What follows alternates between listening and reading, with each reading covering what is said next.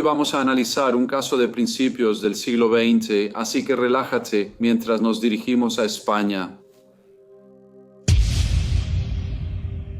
Enriqueta Martí nació el 2 de febrero de 1868 en el pequeño pueblo de Sant Feliu de Llobregat, en la provincia de Cataluña, en España. Al nacer, España aún era un país centrado en la agricultura. Hubo algo de industrialización, sobre todo en Cataluña y el País Vasco, y la construcción de ferrocarriles benefició a comunidades aisladas. Pero en realidad España no había cambiado mucho desde principios de 1900 y su progreso económico se había visto frenado por la inestabilidad política, los levantamientos y los gobiernos inestables. Lamentablemente, la madre de Enriqueta murió cuando ella aún era muy joven, así que fue criada por su padre, un campesino trabajador, que cada día pasaba horas en los campos para tratar de ganar suficiente dinero para mantener a su hija. Era muy querido por sus vecinos, quienes lo consideraban un hombre amable y honorable. El padre de Enriqueta, además de tener una granja, cultivaba en su jardín muchas hierbas que le interesaban. Sabía hacer pociones de plantas que, según ella, curaban varios males y enfermedades. A menudo proporcionaba estos remedios herbales a la gente del lugar, especialmente si no podían ir a ver a un médico.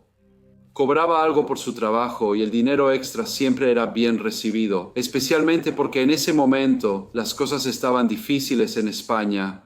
Cuando Enriqueta tenía 15 años, una familia acomodada de Barcelona vino a pasar el verano en Sant Feliu. El aire fresco y el hermoso paisaje fuera de la ciudad eran perfectos para sus vacaciones. La familia tenía varios hijos y Enriqueta ayudaba a cuidarlos. Como su padre, ella era muy cariñosa y los niños la querían mucho. Cuando terminó el verano y la familia estaba a punto de regresar a Barcelona, le preguntaron si quería ir con ellos para trabajar como su niñera. Enriqueta estaba muy emocionada por esto y, por supuesto, aceptó. Aunque Barcelona estaba a solo 23 kilómetros de su ciudad natal, era una ciudad grande y muy diferente a todo lo que había experimentado antes. Había grandes bulevares, hermosos parques y las calles siempre estaban llenas de gente que iba apresurada haciendo sus actividades diarias. Se adaptó muy bien y durante los siguientes 2 años trabajó para la familia y vivió en su casa en un vecindario muy acomodado. En sus días libres salía a explorar. Recorría calles y callejones, pronto conociendo los lugares menos deseables de la ciudad. Mientras cuidaba a los niños, también estudiaba el uso de remedios herbales, algo que su padre le había enseñado por primera vez. Preparaba pociones y ungüentos naturales que podían usarse para tratar cosas como enfermedades venéreas o para provocar un aborto espontáneo. En Barcelona estuvo expuesta al lado rico y al empobrecido de la ciudad, y no solo los pobres necesitaban sus tratamientos naturales. Muchos de los que se movían en los círculos sociales más altos a menudo recurrían a sus servicios. Tenía remedios que, según decía, funcionaban como anticonceptivos. Pronto se corrió la voz sobre la joven de Sant Feliu, y la gente siempre se sentía tranquila por los modales corteses y la máxima discreción de Enriqueta. Las mujeres solteras embarazadas pagaban muy bien por su ayuda, al igual que los hombres que habían pasado demasiado tiempo visitando los burdeles de la ciudad. Atendía a distinguidos clientes de la sociedad barcelonesa y se hizo muy conocida en la ciudad. Sin embargo, un día una joven de una familia prominente murió repentinamente después de haber tomado una de las pociones de Enriqueta. La joven estaba embarazada y Enriqueta le había asegurado que su remedio herbal solucionaría su problema. Esto causó un gran escándalo en Barcelona, tanto así que la familia para la que trabajaba la despidió de su empleo. En ese momento, Enriqueta ya conocía la ciudad y, tras empacar, rentó una habitación en el Raval, uno de los barrios más pobres. Sin embargo, deseaba regresar algún día a vivir en una zona más elegante. Todavía era joven, era atractiva y además sabía preparar remedios herbales. Ella pensaba que ganaría suficiente dinero para vivir bien. Decidió trabajar en un burdel, ya que pensó que podría trabajar como prostituta y también vender sus tratamientos. Trabajó en 2 lugares, uno en los muelles de Barcelona y otro en el portal de Santa Madrona. Con el tiempo se volvió muy conocida en la zona y popular entre los hombres que visitaban los burdeles de Barcelona, muchos de los cuales buscaban su afecto. Uno de esos caballeros era un artista llamado Juan Pucalo y en 1895 le pidió a Enriqueta que se casara con él, pero insistió en que dejara de trabajar como prostituta. Ella aceptó y se casaron. Ambos fueron felices por un tiempo. Él pintaba todo el día y deseaba una vida tranquila y formar una familia. Enriqueta tenía 26 años, edad en que muchas españolas ya tenían hijos, por lo que Juan pensó que ella querría establecerse y quedarse en casa. Ella había sido independiente durante mucho tiempo, había disfrutado su vida en la ciudad y le gustaba ganar su propio dinero. Se cansó del estilo de vida de quedarse en casa y, poco después, volvió a sus viejas costumbres de trabajar en las calles, hacer pociones de hierbas y pasar tiempo en los lugares menos deseables de la ciudad.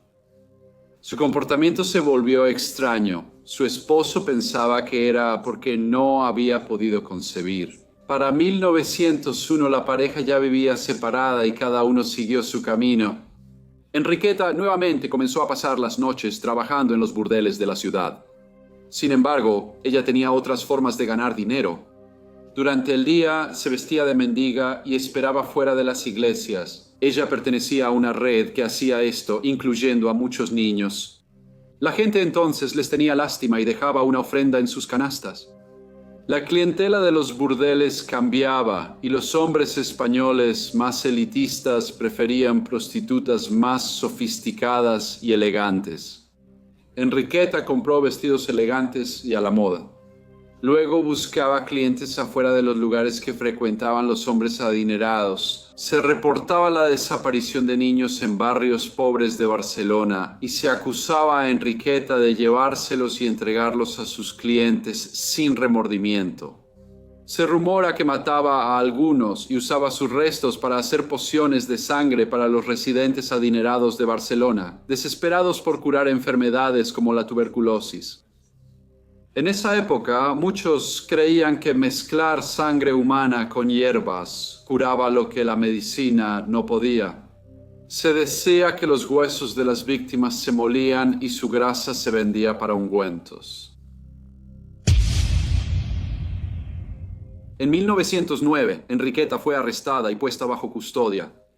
La acusaron de suministrar niños a clientes ricos. Su cómplice era un joven de familia acomodada. Sin embargo, cuando las autoridades advirtieron que si la prensa descubría el nombre del joven o Enriqueta revelaba a los periodistas los clientes adinerados que frecuentaban las casas de mala reputación, surgieron preocupaciones. Un escándalo recaería sobre Barcelona y avergonzaría a varias familias nobles de la ciudad. Enriqueta fue liberada y el incidente pronto se olvidó. Luego regresó a su vida de pociones, prostitución y secuestro de niños. A inicios del siglo XX, Barcelona enfrentaba numerosos problemas sociales. El Raval y otros barrios pobres tenían alta densidad y muchos vivían en condiciones terribles. A menudo las familias compartían una sola habitación. Los edificios solían estar infestados de ratas y muchos de los residentes sufrían enfermedades como el cólera, el tifus y la tuberculosis, y como estaban tan hacinados, todos parecían saber los asuntos de los demás. Sin embargo, Enriqueta procuraba alejarse de sus vecinos. No tenía ningún deseo de chismear o platicar y debido a esto, la consideraban una persona desagradable y la veían con sospecha. En ese tiempo vivía con su padre, que también se mudó a Barcelona, y con una niña llamada Angelita, a quien decía su hija. El 12 de febrero de 1912 desapareció una niña llamada Teresita Guitart. La noticia de su desaparición se difundió rápidamente y la gente empezó a buscarla. Los habitantes de Barcelona estaban preocupados porque muchos niños desaparecían y la policía no hacía mucho al respecto. En años anteriores hubo una revuelta pública cuando jóvenes fueron reclutados para servir en la guerra en el norte de África. Pero los padres ricos pagaban para eximir a sus hijos del servicio. Los pobres empezaron a presionar a las autoridades. Ya estaban hartos de ser tratados de manera diferente y pensaban que quienes gobernaban la ciudad debían hacer más para ayudar con todos los problemas sociales y encontrar a la persona responsable de llevarse a los niños. El alcalde ordenó que se realizara una búsqueda en toda la ciudad para intentar encontrar a la niña. Una señora llamada señora Claudia Elías vivía en el mismo edificio de vecindad en el barrio del Raval que Enriqueta. Ella notó que una niña de unos 5 años estaba asomándose por una ventana. Ella pensó que la niña era una niña, aunque parecía estar muy fuera de lugar. Le cortaron todo el cabello y parecía triste. Claudia era ama de casa y sabía sobre la mayoría de las personas. Era famosa por chismear con sus vecinos. La chica se veía muy extraña. Nadie le cortaría el cabello a su hija tan corto. También sabía que solo Enriqueta, su padre y su hija vivían ahí. Llamó a Enriqueta para preguntar quién era la joven que vio por la ventana. Todos buscaban a Teresita Gudat, de 5 años, y Claudia, por la reputación de Enriqueta, creía que era la niña desaparecida. Enriqueta abrió la puerta. Claudia preguntó quién era la niña y Enriqueta le cerró la puerta sin responder. Claudia no se sorprendió por su reacción, ya que siempre había considerado a Enriqueta como descortés y brusca. Se lo contó a un vecino que hacía colchones. Luego se apresuró a informar lo que la señora Claudia Elías había visto. Habló con un policía llamado José Asens, quien a su vez informó a su superior, el inspector Ribó. La policía no actuó al inicio y hasta el 27 de febrero, 2 semanas tras la desaparición de Teresita, acudieron al departamento de Enriqueta con órdenes de cateo. Enriqueta estaba afuera cuando llegaron y los oficiales le dijeron que les había llegado la información de que tenía gallinas en su pequeño departamento, lo cual no estaba permitido. Ella acompañó a los hombres arriba y abrió la puerta. No había gallinas. Sin embargo, sí vieron a 2 niñas jugando en el suelo. Los oficiales preguntaron sus nombres y una dijo ser Angelita, hija de Enriqueta. La otra dijo que se llamaba Felicidad. Uno de los oficiales entonces le preguntó a la niña si en realidad se llamaba Teresita Gutat y ella respondió que sí. Al interrogar a Enriqueta, dijo que halló a la niña el día anterior en muy mal estado. Dijo que estaba sucia y que su cabello tenía piojos, por eso se lo cortó. No le creyeron, ya que su vecina les había dado una declaración diciendo que había visto a la niña unos días antes. Aunque era muy joven, Teresita le contó a la policía una historia macabra. Afirmó que su madre solo la dejó un momento y Enriqueta la tomó. Le tapó la cabeza con un trapo y le prometió dulces si guardaba silencio. Una vez en el departamento, Enriqueta le cortó el cabello y le dijo que ahora se llamaría Felicidad y que sus padres ya no la querían. La joven agregó que había visto bolsas llenas de ropa de niños que estaban cubiertas de sangre y un cuchillo grande. La policía reunió a la niña con sus padres y hubo mucho alivio y celebración en toda la ciudad. Enriqueta fue detenida mientras la policía registraba el departamento en busca de más pruebas.